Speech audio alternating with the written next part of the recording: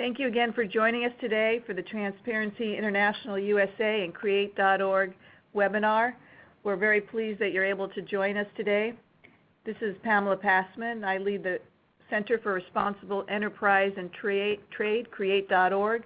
We're a global NGO that works with companies and their third parties to prevent corruption and to protect intellectual property and trade secrets.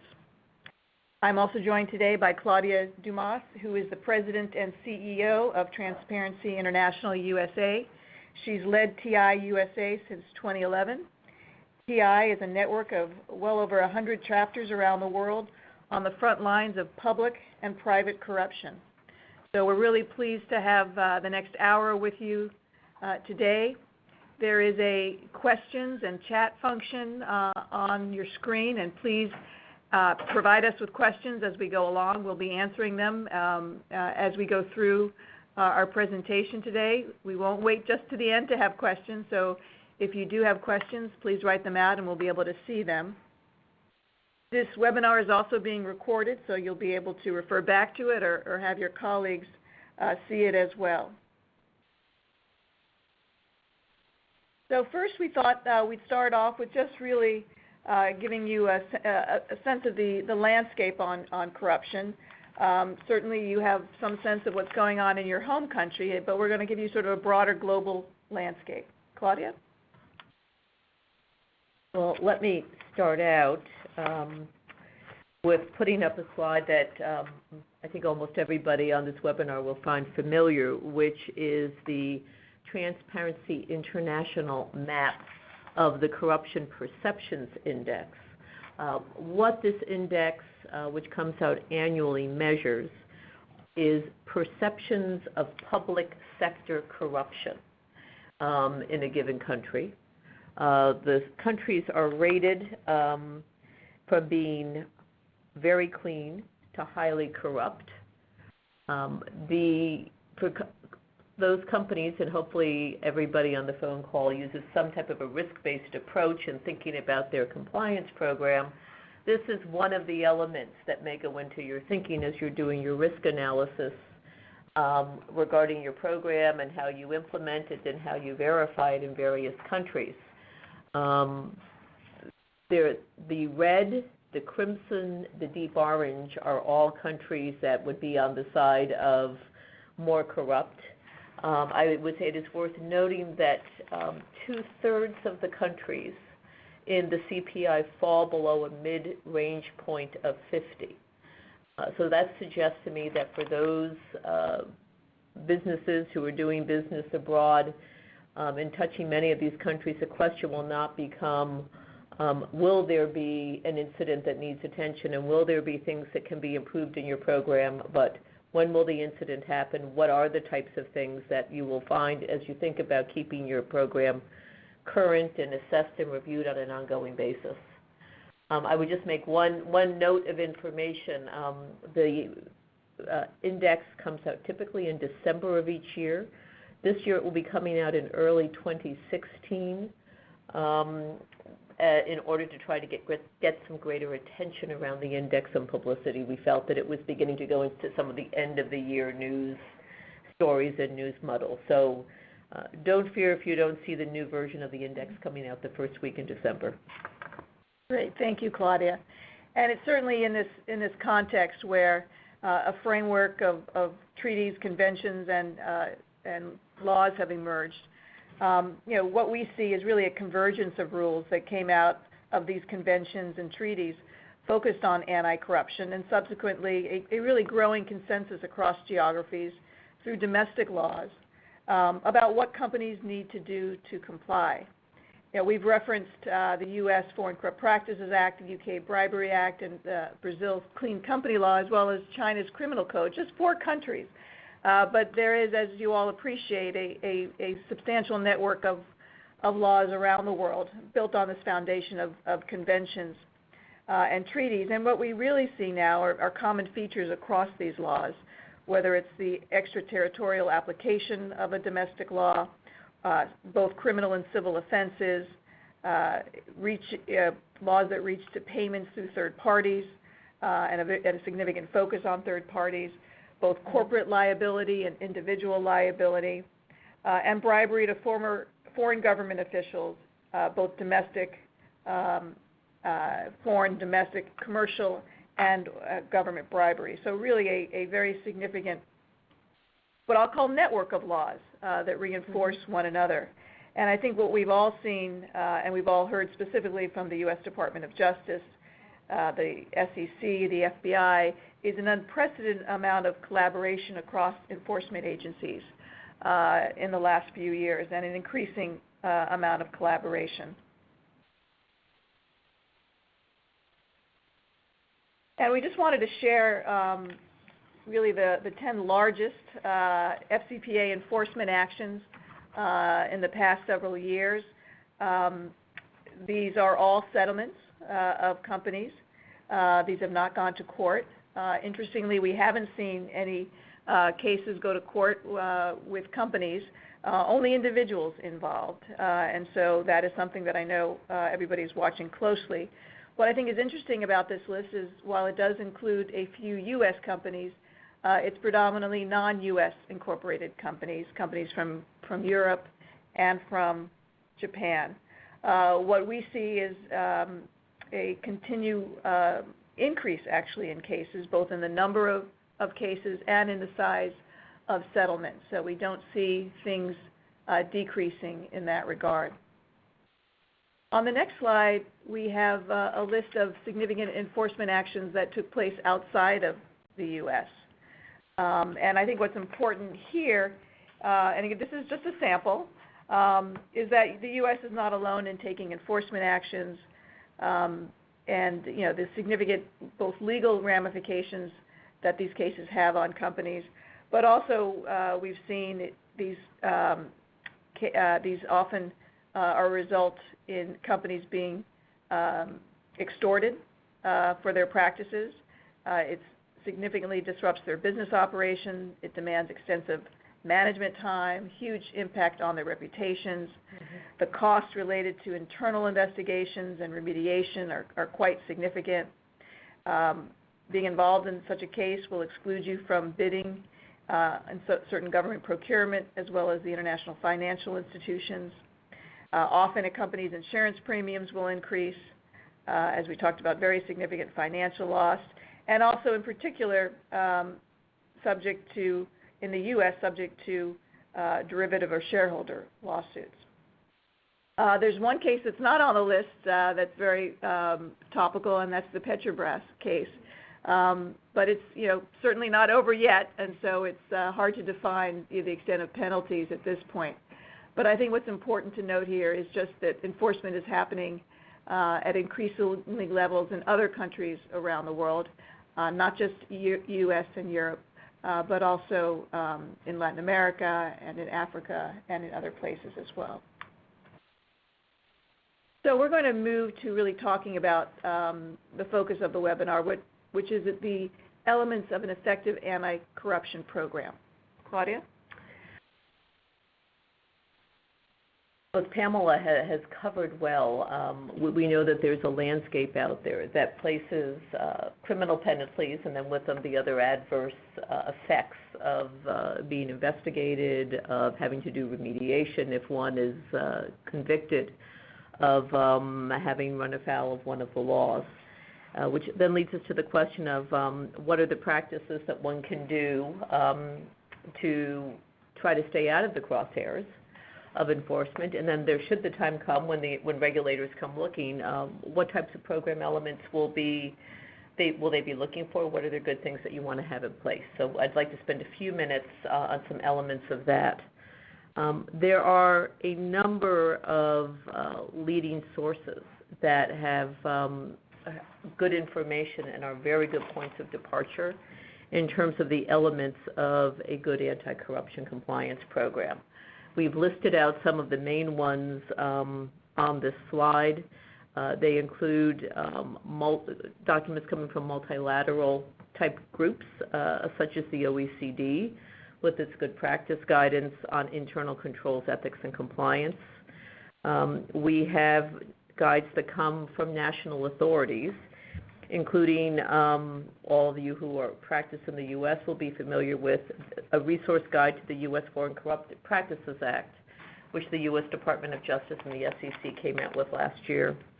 The UK also has its guidance on the Bribery Act, which followed the publication and entering into law of the Act. Associations and others are getting into the space, so we have the Partner Against Principles for Corruption, coming out of the World Economic Forum. TI has business principles for counting bribery. And one side note on these, there is a version of these for small and medium enterprises. So when one gets into the discussion of, but we're a smaller organization, how do we approach this? That is something that is, will provide some guidance. And of course, the World Bank, which is one of the institutions that will impose restrictions on future bidding on companies, also has guidelines for what it expects to see. Turning those into what a program is and looking for some common elements. What we might think about 7 key features that come into for the systems that should be in place and what they should cover. Some of these feed into each other, some of these have an overlap. So I'm not going to pretend that these are absolutely precise. One thing that is inherent in here when we're talking about our policies, procedures, and records, and I just want to restate it because I think it's so important, is that executive leadership is absolutely essential on this. It is tone from the top, but it is also participation in a streamlining down through the executive ranks and the managerial ranks of the company. And that is really the leading place in thinking about having an effective program. That it ties into having it on the lead, and I'm not going to read through each one of these, policies, procedures, and records.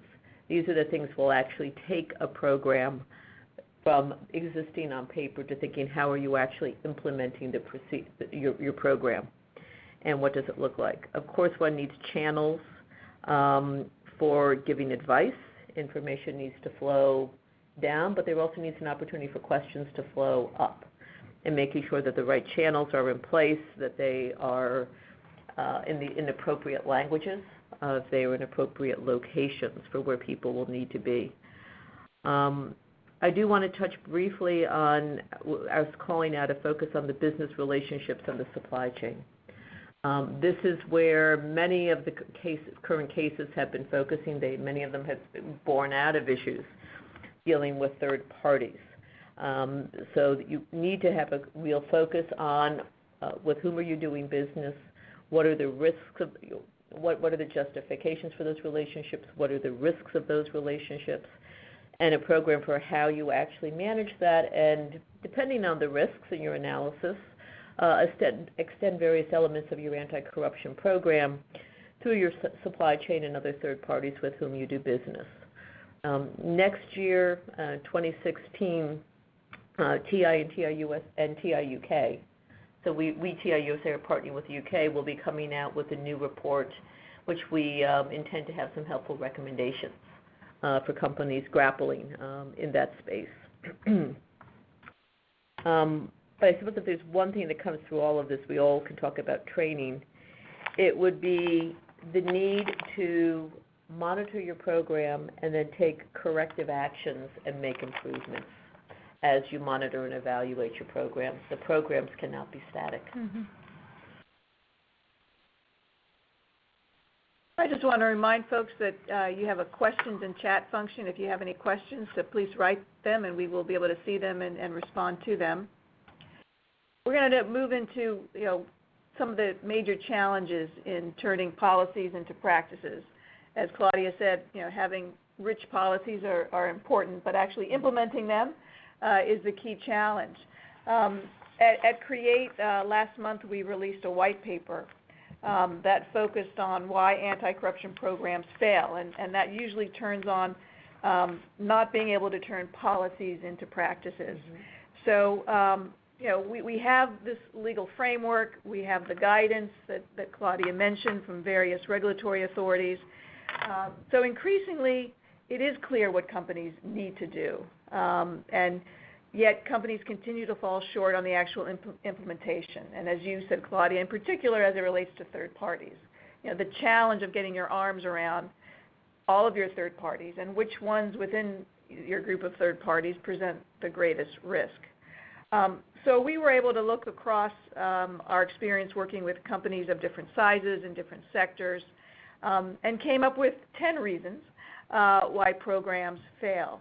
And I've identified them on the slide, and we've bucketed them into 3 groups. And one is the insufficient commitment. And you talked, Claudia, about the importance of leadership tone at the top. We find it's also critical that there be a tone in the middle.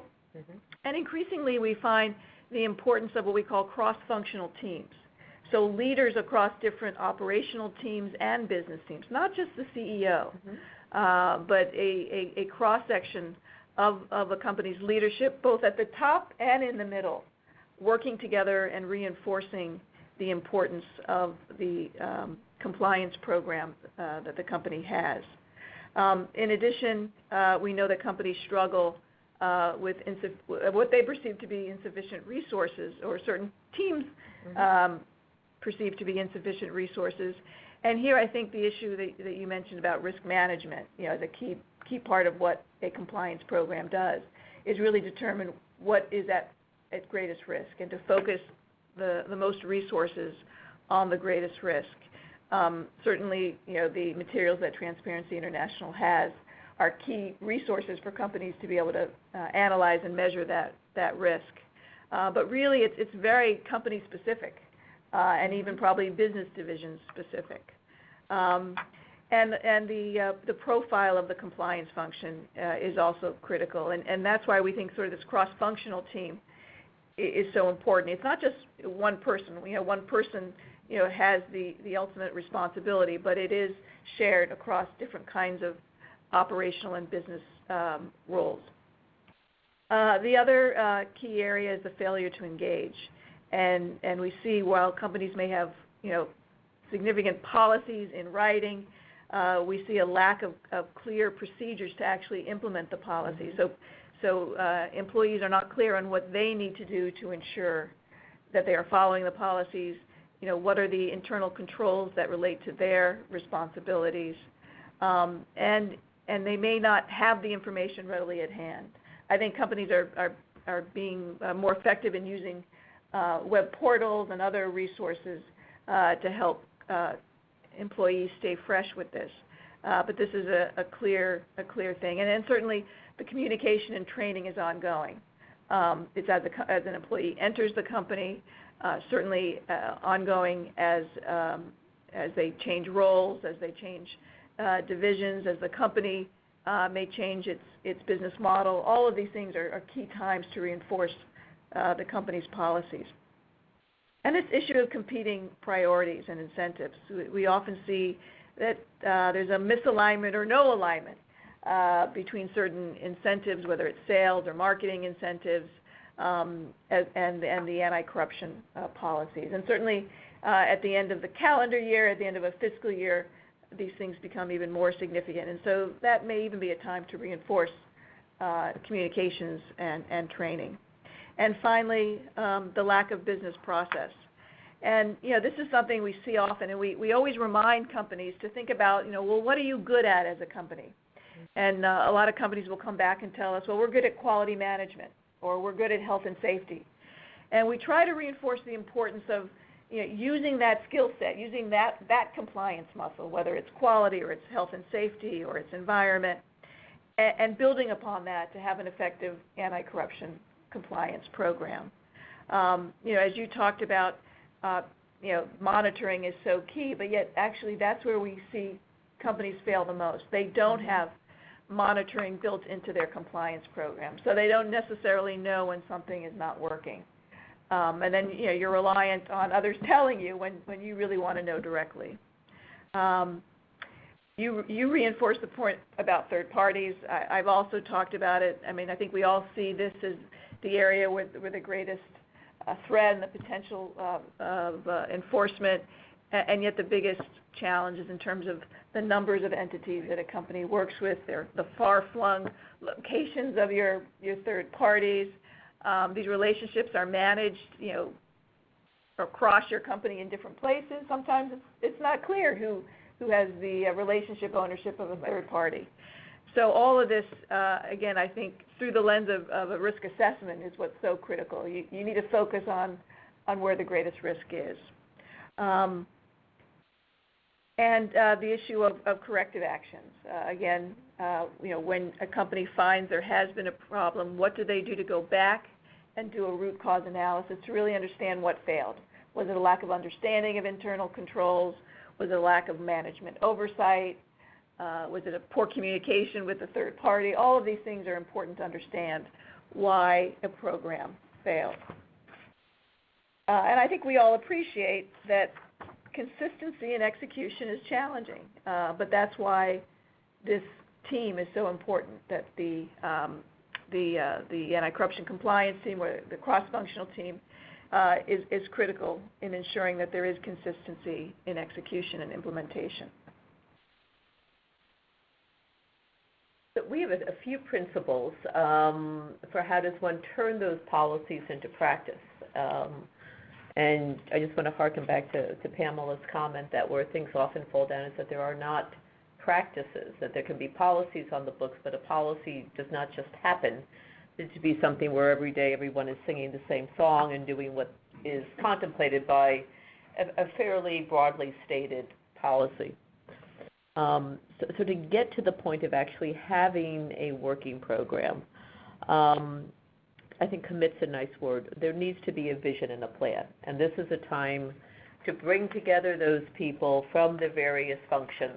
We're going to think about this, to pull in your leadership and say, okay, where do we need to go, and then how do we develop the plan? So for a company who says we have real strengths in strategic planning, great. This is going to be one of the things that you can tap into in going forward on this. Communicate, and engage.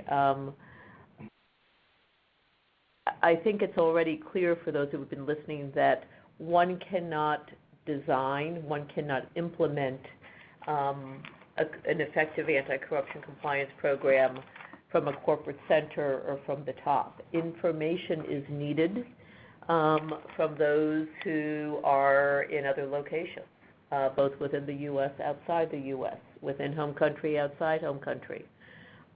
Feedback is needed from them.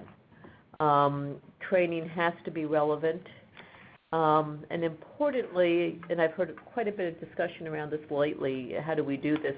We talk about how does one align incentives with the benchmarks and the expectations of compliance. And increasingly, one of what I am hearing from a number of companies is we're beginning to put compliance and commitment to compliance as formal elements of the review process when people are having their evaluations. So looking for ways to really try to get some teeth as well as a regular process to start assess. I've heard discussions also getting up into the higher ranks of companies that perhaps it should be a requirement for certain personnel to have a stint in a compliance role and with oversight for compliance. So those are two approaches that I have been hearing more and more about in the last year in terms of how does one get an alignment and how does one get an ownership of a program. Embedding the program. The program and the practices have to be throughout the enterprise. Working with audit is absolutely vital. The more I have spent time talking to people about this space, the audit teams can be used to schedule some of your compliance reviews. It can be additional eyes and ears on the ground. Increasingly, we're hearing about collaboration with audit. There are times that questions say, but wait a minute, aren't the auditors just really looking for making sure that that piece of paper matches what was sent out, the invoice and the payment match? Do they know enough to look behind it? This is a chance to start to do the education and the collaboration. But audit can certainly bring additional resources to bear, can bring additional skills, and also has a scheduled process that it can be very useful for a compliance function to take advantage of. in going out and looking at programs. And importantly, and Pamela's already covered this, make progressive improvements. You don't want to have to stare down a regulator or stare down senior management and say, well, yes, we knew that was a problem, but no, nothing was really done about it.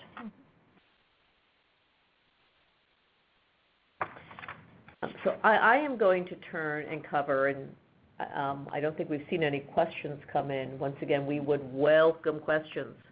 Go through some recommendations on compliance program verification. And this, when we talk about verification of an anti-corruption compliance program, sometimes people's eyes will roll over. Wait a minute, what are we talking about verification? It's almost as bad as saying, let's talk about rule of law. And people go, huh?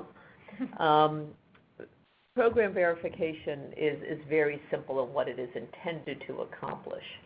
And that is to ensure that an enterprise's anti-corruption compliance program is well designed for that business and is working effectively. So that's the goal of going through what we would call a verification process. I have about 10 recommendations that I want to cover briefly that come out of some work that we did over a multi-year period, where TIUSA did extensive research into the most commonly used methods of corporate anti-corruption verification. We engaged and interviewed a number of practitioners, and those engaged in this field, anti-corruption officers at companies. We talked to monitors who had been lodged with companies as part of a government settlement. We talked to those in private practice working in the space.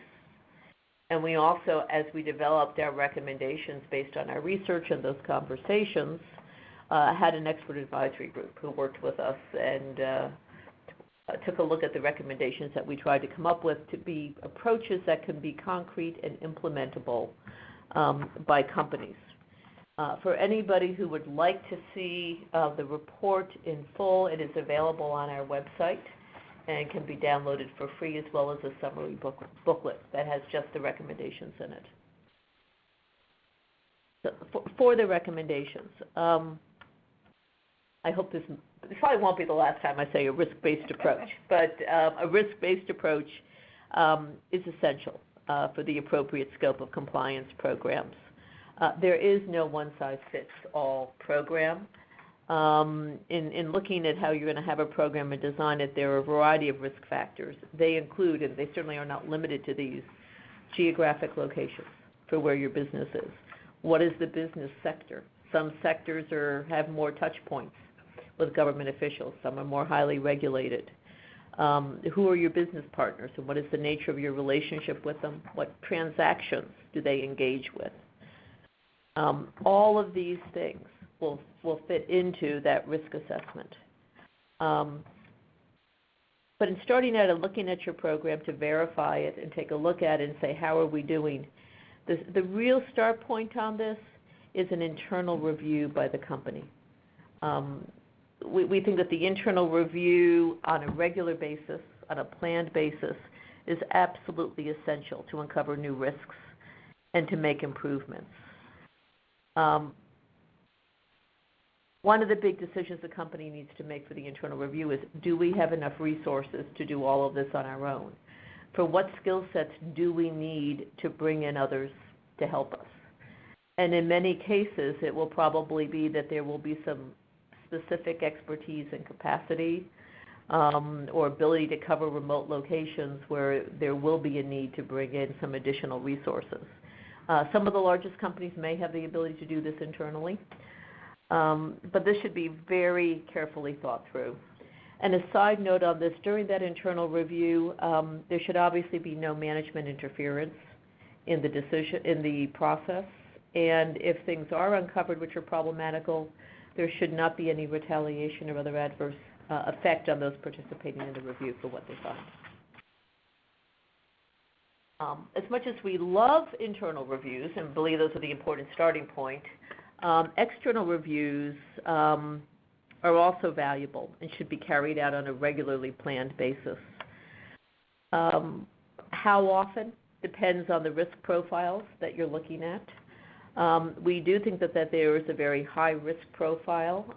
We could pull it out by sectors. We might say, gee, the defense sector has particularly high risks. If there's certain aspects of defense sector in your businesses, highly regulated, lots of government touch points, countries that are bleeding in red and very dark on the CPI, do that external review more often. We would recommend about every 3 years. When we spoke with companies who had used external reviews, they felt that they were very helpful in giving them a fresh look at their programming and perhaps turning up some new risks.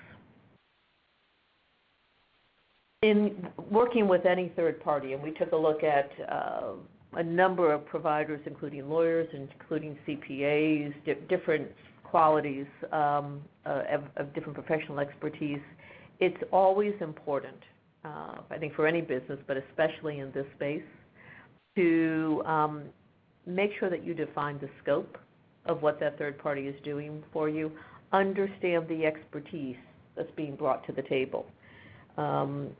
A scope may not cover all of the entity. Is it going to look at practices, or is it just a paper examination? And most importantly, any external review is not a guarantee. So this is where it's worth spending the time to think about who do you want to engage and for what purpose. As we've said before, reviewing for program effectiveness cannot be done solely from the corporate center. It's necessary to go out, visit with people in the field, see where the hotline is. Is the hotline in a place that people can get to comfortably? What language is it in? We've heard some wonderful accounts of the hotline when you picked it up, not responding to the language of the local population. So all of this needs to be done. Site visits, interviews, targeting tested of transactions need to be done in locations. And again, this is where your audit work can help you, working with your auditors and having your planning process. In addition to the work that's done internally, we also feel it's important for an improvement in investor confidence, as well as for good practice. The company should make public disclosures and describe their anti-corruption programs. And what we're talking about here is having enough detail that the public can see that the company has an understanding of the risk that it faces and the initiatives it's taking in its approach to ensure it. There's going to be a balancing act. Some people say, but wait a minute, we're expecting litigation. We can't turn over our whole playbook. So yes, there will be the need for some discretion in terms of thinking about that. We're seeing some very nice examples of disclosure coming out of those companies who have to report under the Securities and Exchange Act. And for how that reporting takes place, it's really your call. It can be in a sustainability report. It can be in your required 10K information. The point is to put the information in there, convey what's being done, and that the company has an approach that makes sense for the company. Certification, this is my last slide before we move into the land of ISO. Certification has been a hot topic, and I think something we've seen more and more discussion around for the last 3 or 4 years. And we had some conversations and we did some studies about third parties who will give certificates about anti-corruption compliance programs. What we have concluded is that for this field, which is really still a very nascent field, the players in it are still relatively small. We don't have a lot of longevity that we're looking at and a lot of experience in the field. But what we did see was a need for common understanding about what specific certificates actually do. Often the certificates will have a nice name, but what does that mean? What work is done behind that certificate? So we can see the need for 2 things. One, we would love to see a better common understanding about the naming of certificates and what they mean. But also when a company is starting to think, gee, maybe we want to do a certification process, stop and think, well, first, why do we do it? Why do we think it will be helpful? We know it won't be a guarantee. And what is the scope? What will the company be looking at? And how does that match the company's goals and the company's needs? We have new progress following on certification, which is the development of a new ISO standard. And the standard, which is 37001, is a new standard for anti-bribery management systems. At TI USA, we think it's promising, but we also can see that there are some challenges ahead in trying to move into this space. And CREATE has been particularly active in some of the ISO discussions, and I'm going to turn it back over to Pamela. Great. Thank you, Claudia. We actually have some questions, but I am going to move into the ISO discussion since you set me up so well. But we do have some questions. We will get to them very shortly, very quickly. So as Claudia said, there is a very significant effort underway involving almost 40 countries. And this is the ISO 37001 anti-bribery management standard. It started in 2013 with an objective to have a credible, practical standard to help companies comply with the existing legal framework and guidance that we first mentioned when we started the webinar. And CREATE has had the opportunity to be involved from almost the beginning. We are part of the U.S. Technical Advisory Group, so we've had the opportunity to be involved in the drafting of the standard and working with teams of representatives from the business community, the non-governmental organization community across many countries to work together to try to build something that both addresses the legal landscape but also gets into the detail. The guidance that we've benefited from various organizations that Claudia mentioned is still at a pretty high level. And what we hear from companies is they really want to fill in that guidance with more specifics. And we are increasingly confident that when this standard is published, that it will provide a basis for certification of compliance, recognizing there are challenges associated with that.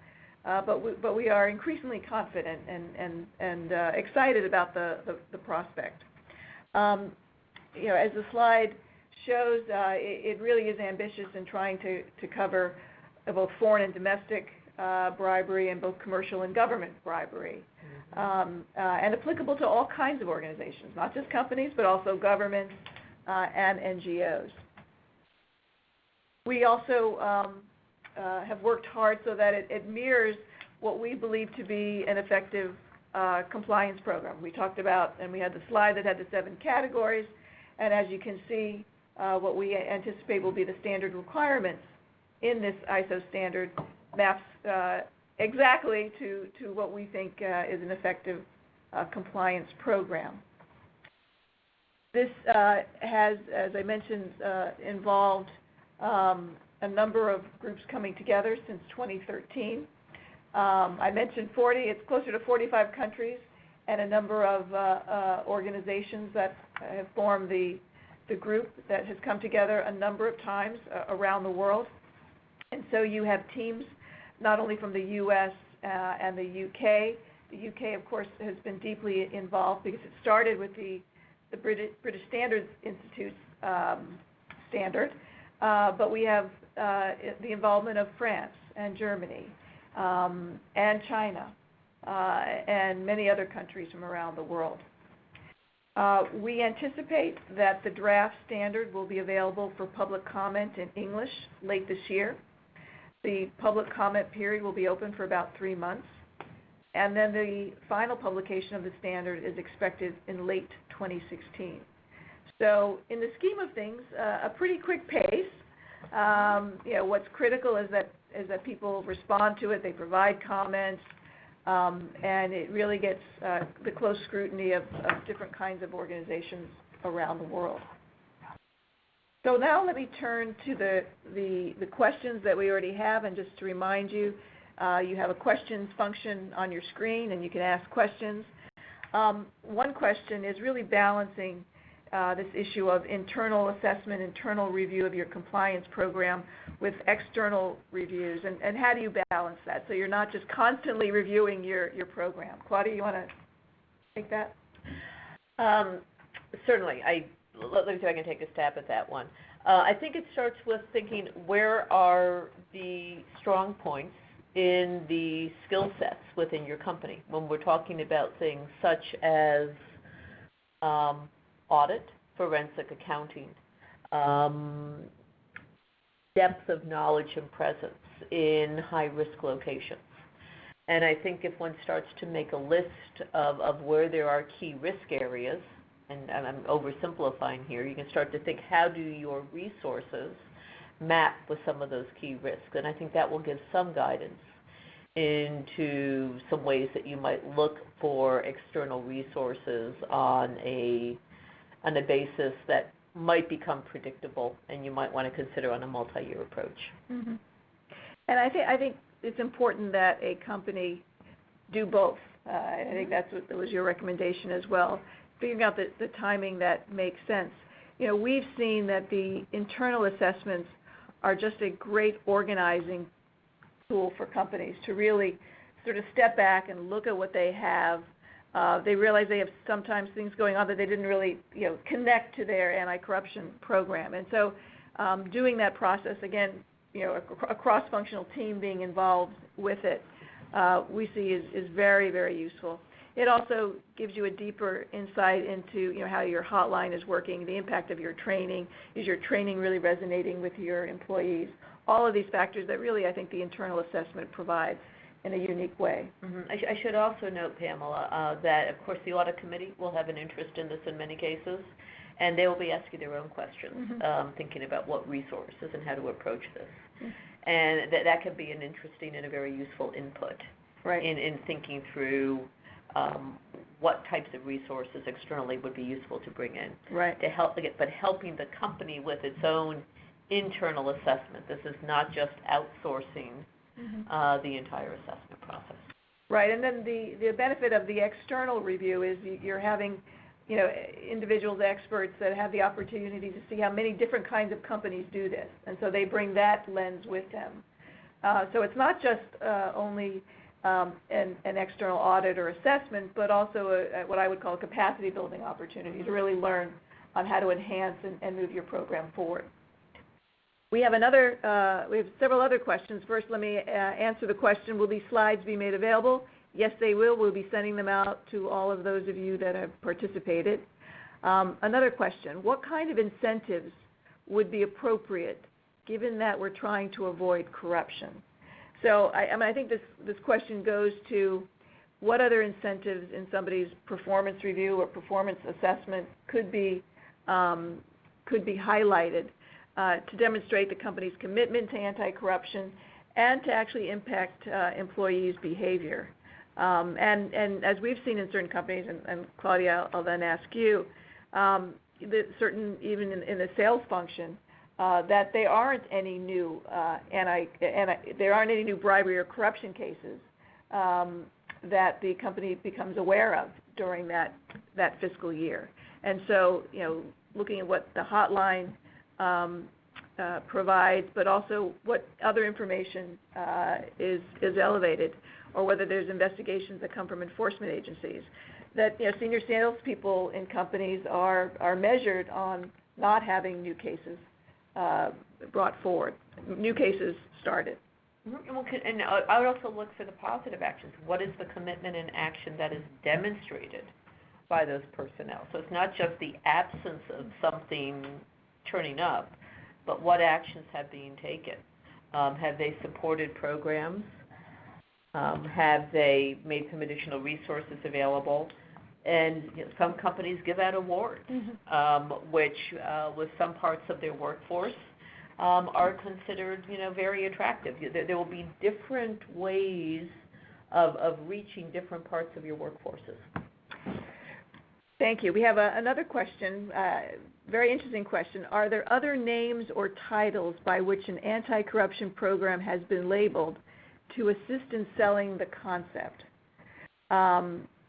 And interesting question. I know increasingly we see anti-corruption as part of a company's enterprise risk management framework. So, a top set of risks that a company focuses on in a comprehensive and systematic way.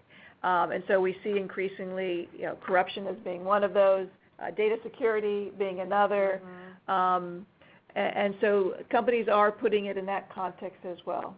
Yeah, I've also seen frames and phrases used with it talking about integrity, talking about clean operations, terms that suggest a positive place to get to, namely where is one going. So I think those are additional ways that language either in the program itself that highlighted can be of assistance and is being used. We have another question. During the anti-corruption risk assessment, it is recommended to have some interviews with vendors, public agencies, external to the company in a variety of countries. What is your perspective on that, Claudia?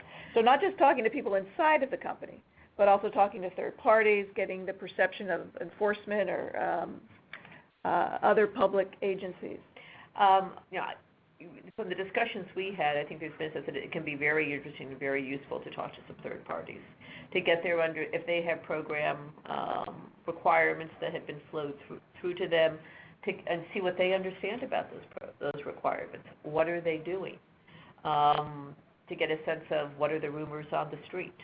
It's akin to talking to the taxi driver when you first land in a country to find out what is going on. So I think that those are approaches that are important. But again, you put it in the framework of where are your risks, where do you want to you focus on that. Yeah, we see that companies are highly reliant on vendors and their supply chain and third parties.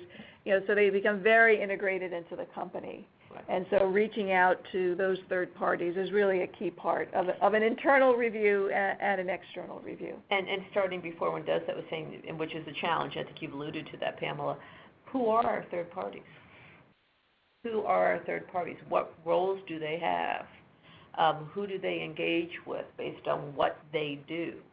And then where are the risks? Right. There's some companies will ban them on a risk assessment as well.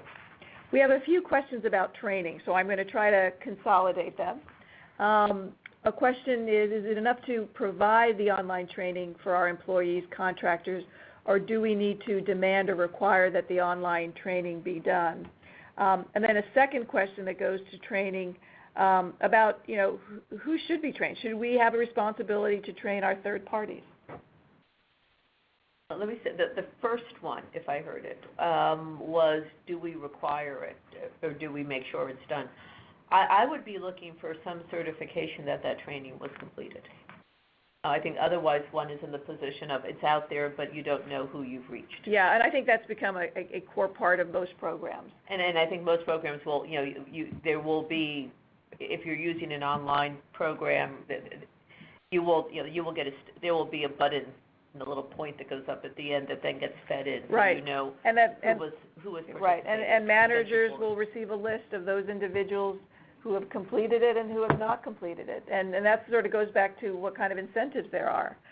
We see a lot of companies where the senior management is responsible for ensuring that all of their employees have completed the training. Right. And as I've seen in working with companies, there's a lot of back and forth to be sure that people are completing the training, but ultimately senior management is measured on right. whether or not everyone in their organization has completed the training. We also see companies that are requiring their third parties to undertake certain training. And we see some industry groups coming together, different sector groups coming together and doing that together because they often share the same third parties. And we're often seeing that training being done by compliance counsel from the company who are in the field on visits, going out and meeting with those third parties. They may meet for certain high-risk ones. May be meeting with them as part of an initial vetting, but they will also be conducting the training for them, so there can be a conversation to have the questions in the back and forth and to see how engaged those third parties are. Great, thank you. We have several more questions. Keep them coming. These are great questions. We really appreciate your feedback. There's another question. Which third-party providers are you aware of conducting an external program review? I think this is an area where there are many different kinds of third-party providers. Mm-hmm. No, there are different kinds of third-party providers. And I think we really need we need to get a sense of what their strengths and what their capacities are. The same way as when you look at your third parties, what are they capable of doing on their own? Yeah, and what are you looking for? Are you looking for a detailed report? Are you looking for specific controls that are identified? What I think is important is that the third party has the access to the people and to the processes that will provide them insight into whether or not the program is operating as it is defined on paper. And start out with a strong focus on really defining what is the third party going to look at, who is the third party going to talk to, what functions of people, maybe about how many people, where the people, anything you can do to understand where the tires are getting kicked, what transactions are getting tested, that it's not really a paper exercise, because we all know there's a great divergence between how things could be on paper and where things are in practice. And the goal of verification, again, is to determine that, that the program is working and working effectively, and then to identify those places where it's not working effectively. And that's something that you cannot do solely as a paper exercise. Mm-hmm.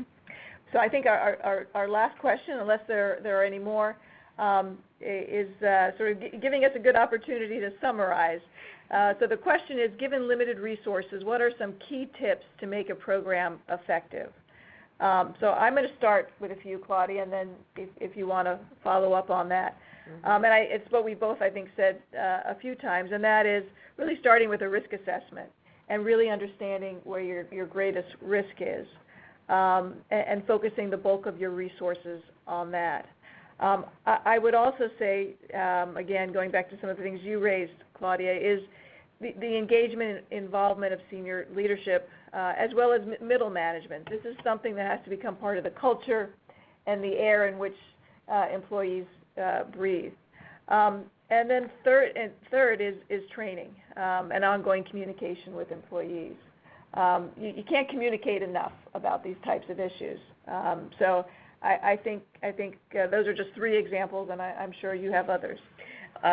Well, you picked up some of my favorite ones on your three, Pamela. I was going to say, yes, it has to be risk-based. We know that it is not possible for any compliance exercise to go everywhere and go to every site and test every transaction. So the risk basis is critical. I would elaborate a little bit, Pamela, on your absolutely great point on the business and the communications, is that this really has to be embedded in the business, which means that the country managers have to have a responsibility for off-site locations. We talked a little bit about the review process. But this has to, but the responsibility and the importance and the focus of talking about compliance, bringing it up, doing the verification, has to be threaded throughout the business with those with whom you have relationships. Audit can also be an ambassador, not just somebody who is out helping, kicking the tires. But look for opportunities to bring that down and bring that through the company at all times. Absolutely, and we should also mention that being able to leverage technology for that kind of communication, for the kind of training and monitoring. There are many tools out there, there are many providers, but leveraging technology to be able to embed these issues deeply into the company. Mm-hmm. I guess my final point would be, don't forget the importance, while relying on what technology gives us, of the face-to-face. Mm-hmm. And doing those face-to-face conversations, because we continually hear that it's at the end of a training or the end of a program that when somebody's in from whatever location, somebody will come up and say, can I talk to you about something? Mm-hmm. Absolutely. So the face-to-face absolutely is an essential part of having an effective program.